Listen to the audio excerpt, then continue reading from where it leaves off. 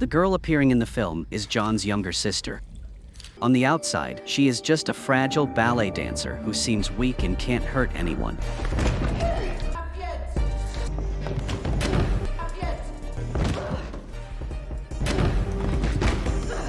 Are you finished? No. Tatiana, she's next.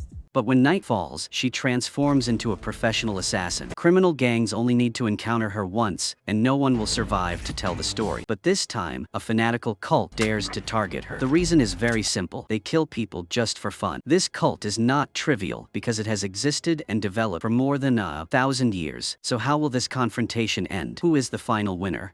After losing her mother and sister, Eve McCarrow and her father, Xavier, moved to live on a remote island. Xavier is a father who loves his daughter very much. He often dances with Eve, who dreams of becoming a professional ballet dancer. One day, Xavier gave Eve a music box as a gift of encouragement. Eve loved that gift very much, but the fateful night came. From the sea, a group of men in black suddenly appeared. They were assassins sent to assassinate the two of them. The reason was because Xavier used to be an assassin, but he had retired long ago. They quickly and quietly eliminated the group of guards guarding outside the villa. With his extensive experience and sharp intuition, Xavier immediately realized something was wrong.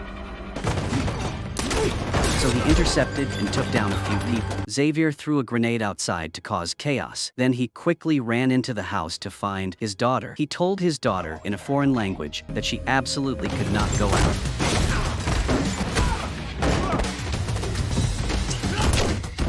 After that, Xavier led Eve into a secret room in the villa. Then he returned alone to fight. From inside the room, Eve heard a loud noise. Worried about her father, she peeked out. She saw her father fighting very hard. Although he could fight 10 people alone, the enemy was still too numerous. Xavier was quickly defeated. At that moment, the leader of the cult, also known as the Lord, appeared. He revealed that Xavier had been married to a member of the cult. However, Xavier then took Eve and fled. His wife had also had to atone for her sins by dying. The Lord loaded the gun and gave him two cruel choices. One was that Xavier had to die so that his daughter could live. Two was that the Lord would kill both of them if Xavier dared to resist. Without hesitation, Xavier chose the first option. But at that moment, Eve was so scared that she screamed, "Father!" That changed everything. Xavier immediately shot down an assassin, then grabbed the gun and killed a few others. Xavier quickly ran to Eve, but he was ambushed by one of them and knocked to the floor. In that dangerous moment, a gunshot rang out. Eve bravely took the gun and saved her father. Xavier pulled Eve out of the house. He ran and shot at the assassins who were chasing him. During the escape, he was shot and seriously injured. Before leaving the mansion, Xavier activated the time bomb system in time, but no one knew that the Lord had escaped early. He stood watching the fire rising from afar and then turned and left. Although he escaped the pursuit, Xavier still died from excessive blood loss. Eve sat silently next to her father's body with empty eyes and a heart filled with hatred. The sky gradually darkened, as if reflecting the resentment in her heart at that time. After that horrific event, Eve was discovered by the police and taken to the police station. Soon after, Winston Card, the manager of Continent Newsort, came to see her. Winston claimed to be an old friend of Xavier's. Although he could not change the past, Winston said that he could take Eve to a place that used to be her father's home, where she would be taken care of. Eve silently nods and takes Winston's hand without knowing that this decision will completely change her life later. Winston takes Eve to a theater where she meets the leader of the Ras Karoma organization. When she sees Eve, the woman is very pleased and decides to train Eve to become an excellent dancer. From here, Eve officially joins the famous assassin training organization Ras Karoma. Before Winston leaves, he leaves Eve a coin as a promise that he will be there whenever she needs help. Eve is then assigned to trainer Nosy, Kikimora of the organization. Nosy reveals that Eve's father was also a Kikimora. According to mythology, Kikimora is the spirit of revenge. It lives in the hearts of those who carry deep hatred. For bad people, Kikimora is the embodiment of destruction, but for the innocent, Kikimora is a protector, like two sides of a coin. Using that power to kill or redeem depends on the owner. Time passed. 12 years of hard training, day and night, made Eve gradually become stronger. Eve had a close friend named Tatiana, who was terrified many times when she saw Eve's bloody legs. Tatiana often blamed Eve for trying so hard to risk her life. In addition to learning to dance, Eve also had to learn shooting, close combat, and fighting to become a complete assassin. She had to learn to move flexibly, think quickly, and improvise in every situation. One of the most important tests for Kikimora was the ability to protect the assigned client. Despite her best efforts, Eve kept failing. At this time, Coach Nosy reminded Eve not to fight only according to what she was taught. Physical strength may be different, but Eve needs to find her strengths and use them flexibly. Eve was enlightened. In the following training sessions, Eve began to change her tactics and found a fighting style that suited her. Instead of charging head-on like her son, she used her flexibility and speed to attack weaknesses. Very quickly, Eve passed all the organization's tests. Eve became the most promising candidate for the new generation of Kikimora. One day, when Eve returned to her room, she found that Tatiana had disappeared.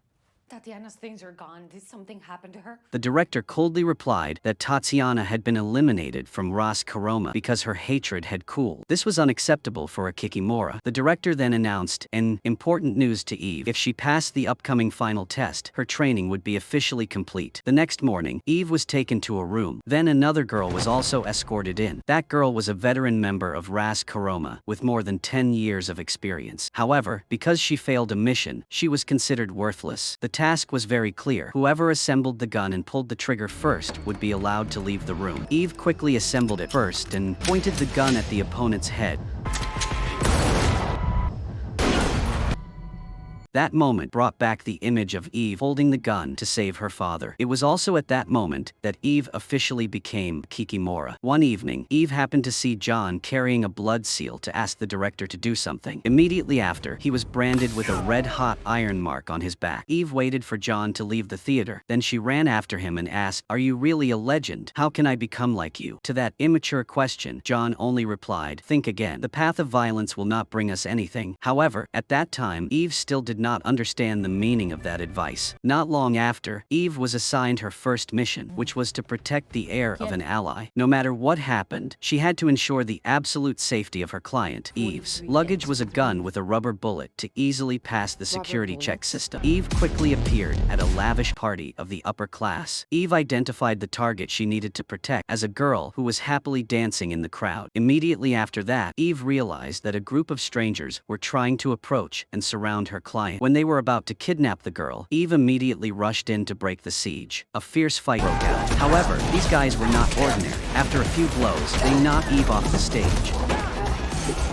Quickly stood up, pulled out her gun, and counterattacked. With precise shots, Eve took down each one. When the crowd started to riot, Eve discovered that her client was being dragged away by one of them. Eve quickly chased after them, but she was blocked by many others. Although Eve hit them with rubber bullets, the damage was not enough to completely control them. The assassins continued to attack. At this time, Eve used a tube to approach and rush into the middle of the assassins. As John's real sister, Eve showed off her excellent fighting skills. She defeated the professional assassins like defeating wild animals. Finally, she changed weapons and picked up a hammer next to her. This time, her opponent was a female assassin who was much stronger than the previous ones. But just a few seconds later, she regained the position. Eve used the hammer, attacking all 4 limbs of the opponent. The last assassin was pushed into the corner and received a fatal hammer blow as a warning. Eve took her client away from danger and successfully completed the first mission of her assassin career. After completing the first mission excellently, Eve was rewarded by the organization with an honorary tattoo. The director stood and watched Eve receive the new tattoo on her back with pride. As time passed, Eve continued to complete the assigned missions more and more skillfully and effectively. One night, Eve performed a mission to infiltrate a gang's disguised base. After eliminating the target, she took pictures as evidence and sent them to the client. Eve then quickly received a payment of $750. She thought it was over, but when Eve was driving away, she was suddenly hit by another car. Immediately after that, the enemy opened fire fiercely at her. Eve calmly faced it. Eve quickly jumped out of the car and killed the first attacker. Another one appeared and attacked her with a pair of swords. Although it was a bit difficult, the fighting skills of the new generation Kikimora helped Eve quickly control and defeat this one. Eve then discovered a cross-shaped scar on the assassin's hand, a symbol that she could not mistake. It was the mark of the cult that had murdered her father. Without hesitation, Eve cut off the hand with that mark and brought it back to headquarters. Eve placed it on the director's desk and asked, "Who are they?" You knew who they were.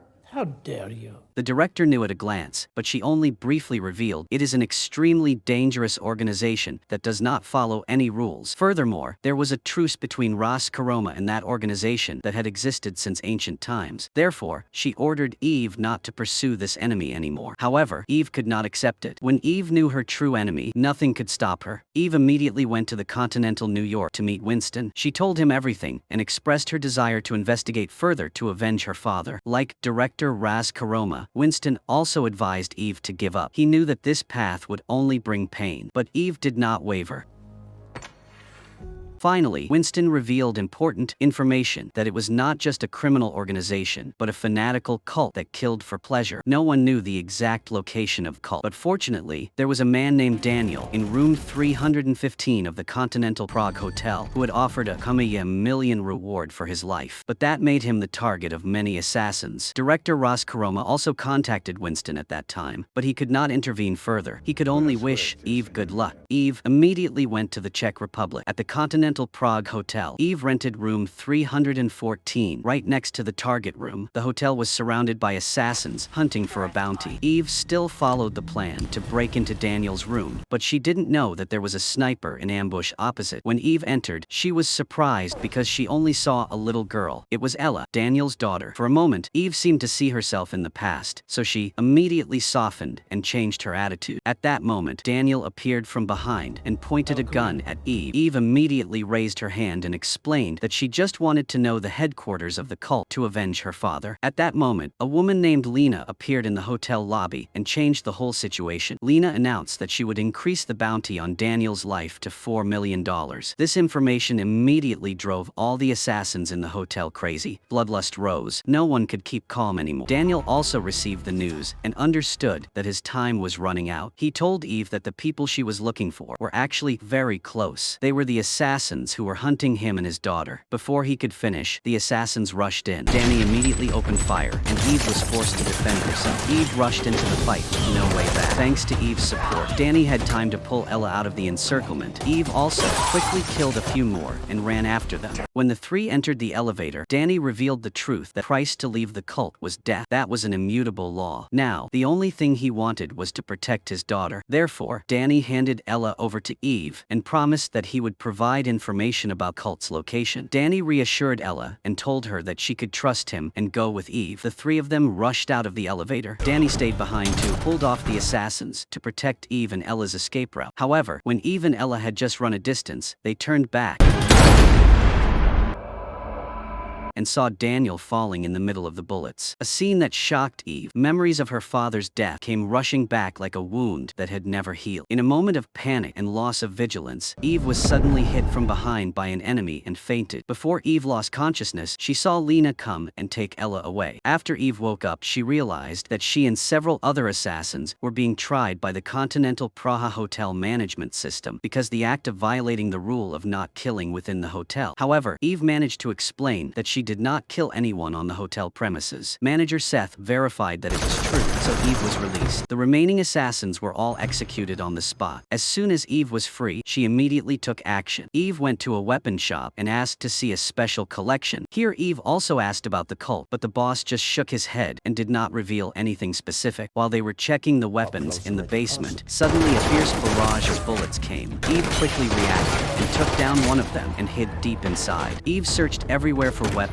but all the guns in the warehouse were not loaded. Luckily, Eve discovered a grenade box nearby, so Eve immediately threw it down the stairs, eliminating many enemies. However, the danger did not stop. Eve continued to move flexibly and eliminated all the remaining assassins outside the store. After making sure all the enemies were destroyed, Eve walked out and saw that the store owner was still alive. He angrily checked the bodies of the attackers and realized that they had the mark of the cult on their bodies. In his anger at the destruction of the store, he decided to give Eve information. He opened the map and pointed to a mountain, saying that so far no one had determined the exact location of the cult, but there were rumors that place was their headquarters. However, those who had gone to look for it never returned. Eve did not hesitate a minute longer and immediately set off for that mountain. While Eve was on her way to the mountain where the cult was suspected to be, she suddenly received a call from Director Roskaroma. Roskaroma said that she knew that Eve had violated orders. Roskaroma asked Eve to return immediately, but Eve had no intention of that. Following suit, she continued to enter a small town near the target area. Here, Eve saw a shop selling many ballet music boxes identical to the gift her father had given her years ago. Eve entered the shop and was moved when she saw the item that brought back deep memories in her heart. At this moment, a man slowly walked in. Without saying a word, he suddenly attacked her Eve immediately reacted and ran into the shop to gain the advantage.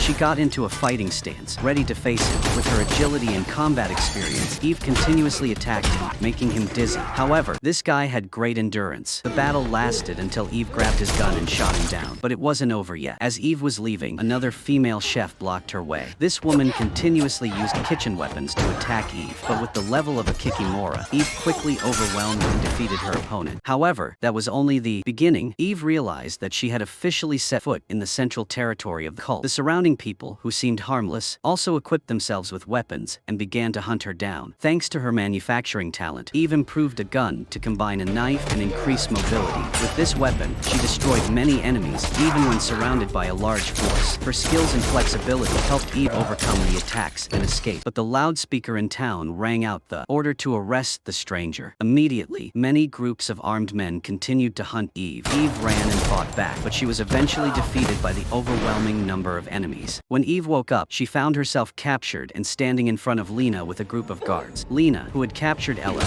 now reported to the Lord that Eve was a member of Ras Karoma. Seeing the Kikimora tattoo on Eve's back, the Lord confirmed it. While Eve was still stunned, the Lord began to talk about the peace agreement between the two organizations. But Eve categorically denied any involvement with Ras Karoma and insisted that this was her own decision. The Lord thought that Eve had come to save Ella, so he revealed a shocking secret. Ella's father, Daniel, was his biological son. Ella was his granddaughter. Daniel had tried to get his daughter to leave the cult. This was unforgivable. That's why the Lord launched a hunt for his son. Eve was stunned by the indifference of the man who claimed to be his father. She coldly declared that she came here not to save anyone, but to avenge her father. After the Lord heard this, he immediately left the room. When he stepped outside, he saw Lena waiting. He did not hesitate to reveal another shocking truth. Eve was Lena's biological sister. After hearing the Lord reveal that Eve was her biological sister, Lena was extremely surprised. Before she could react, a gunshot suddenly rang out from inside. It was Eve who had successfully escaped from the bonds and attacked the guards. Just as one of them was about to attack, Lena immediately appeared to save Eve's life. Eve did not understand what was happening. She could only seize the opportunity to run away. Lena immediately chased after her. Finally, the two stopped in a room and faced each other directly. At this time, Lena clearly stated the whole truth, that the two were biological sisters. Both were born into this cult. However, their father Xavier only took Eve away because he suspected that Lena had been brainwashed by the cult. That was true. Even though Lena knew that her parents were killed by the cult, she was still blindly loyal to the Lord. Eve could not believe her sister's twisted thinking when she heard that. She affirmed that their father had sacrificed his whole life just to protect the lives of his two daughters. While the two were arguing fiercely, the Lord had the house surrounded. He did not hesitate to order them to kill each other to eliminate the root of the problem. Immediately after that, a grenade was thrown in. The explosion shook the whole house and threw the two away. Luckily, Eve was not seriously injured. Eve quickly crawled to Lena's side. At this time, Lena was seriously injured and did not have much longer to live. In her dying moments, Lena held Eve's hand and said that I had never stopped missing you, even though I had been drawn into the brutal teachings. And then, Eve's only remaining relative died right before her eyes. The anger and grief in Eve's heart seemed to burn all reason. She took up her sword and killed anyone who dared to step in. Then Eve called the Lord on the walkie-talkie. She declared that this bloodshed would only end when he died. The Lord understood that the situation was getting out of control, so he immediately contacted the director of Ras Karoma. He accused her of breaking the long-standing peace rules between the two organizations. He threatened that if she did not handle the situation internally, the war between Ras Karoma and the cult would officially begin. To calm the situation, the director of Ras Karoma proposed that she would send someone to end everything. The Lord agreed, but then he gave an ultimatum that Eve must die by midnight tonight, or war would break out.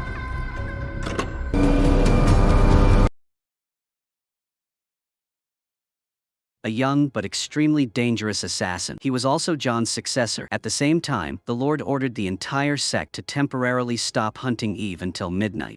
John Wick quickly followed the trail and found Eve alone in the middle of the cold, snowy mountains. He stood before her and said that she had two choices: leave and continue living, or stay and accept death. Without a second of hesitation, Eve threw her weapon to the ground and drew her gun to attack John Wick.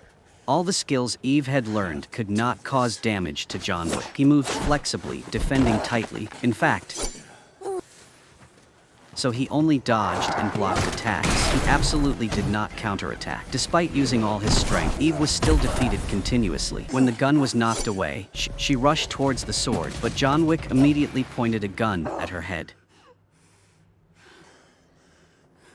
The eyes of a person who had lost everything. John Wick could not do anything. In the end, John Wick put down his gun and decided to spare Eve's life. He said that she had less than half an hour to end it all. She had to hurry. Without wasting any time, Eve immediately headed towards the cult headquarters. She quietly approached and took down a guard right at the entrance. Another guard discovered her and immediately reported to the Lord. The Lord knew that John Wick had broken the rules, so he angrily ordered all the people in the cult to hunt down the intruder. To gain the upper hand, Eve sneaked into the armory. Immediately after, a group of soldiers rushed in. Eve had no time to choose. She used any weapon at hand to fight. These fanatics were like moths to a flame. Even though they knew they would die, they still rushed in. Eve set a trap with grenades and killed a large number of enemies. Then she took out her flamethrower and continued to wipe out the remaining hordes. Finally, only one formidable person remained, the Lord's most loyal warrior. He and Eve fought hand to hand with a flamethrower. This guy was extremely stubborn. Even though the fire had reached his feet, he did not stop. He only focused on attacking Eve. While they were fighting,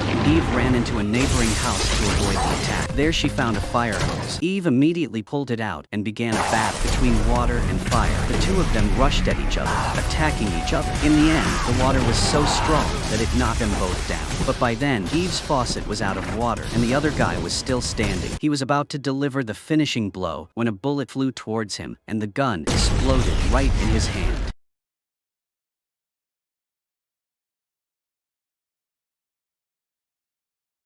He even came back to help her. Anyone who rushed in would pay with their lives. Meanwhile, the Lord led Ella to the car and was escorted to prepare to escape. Eve quickly discovered and chased after him. She killed the driver, causing the car to stop. With no way back, the Lord got out of the car and faced Eve. He still arrogantly said that even if he died, the cult would still exist. The children would be taught as believers. System would continue as it had for thousands of years. That was fate that no one could change. But Eve didn't care. She raised her gun and finished off the Lord, who had ruined her father's life and taken away all her relatives. After that, Eve went to Ella and took her away. Meanwhile, John, the legendary symbol of the assassin world, contacted the director Ras Karoma to confirm that the Lord was dead. Even more surprising was that Daniel, who was thought to be dead, was still alive. Daniel is being treated at Continental Prague. After Eve brought Ella back, she was extremely happy to see her father again. The two hugged each other in tears as they reunited. However, this was not the end for Eve. Winston, who had mentored Eve when she was young, came to see her. He warned her that she had now become a big target in the assassin world. Eve decided to act on her own, against the whole cult and against the organization's orders. All of that made Eve no longer protected by Ras Karoma. So Eve chose to hide at Continental New York, the only place she could be safe at the moment. One evening, Eve quietly attended a ballet performance. But when the stage lights gradually dimmed, she learned that she was no longer an unknown dancer. Her name had officially appeared on the bounty board with a price of up to $5 million. Eve left the theater. Walking in the dark, she knew that the road ahead would be full of dangers. As John once said, every decision is in your hands. If it is a wrong step, it will be a lesson that makes you mature and stronger. But if you are on the right path, then be proud and keep walking. Right or wrong is not something others can judge. Consider the benefits and harms you receive to make your own choice, because no one can decide the future for you. Thank you for your attention. Goodbye, and see you again.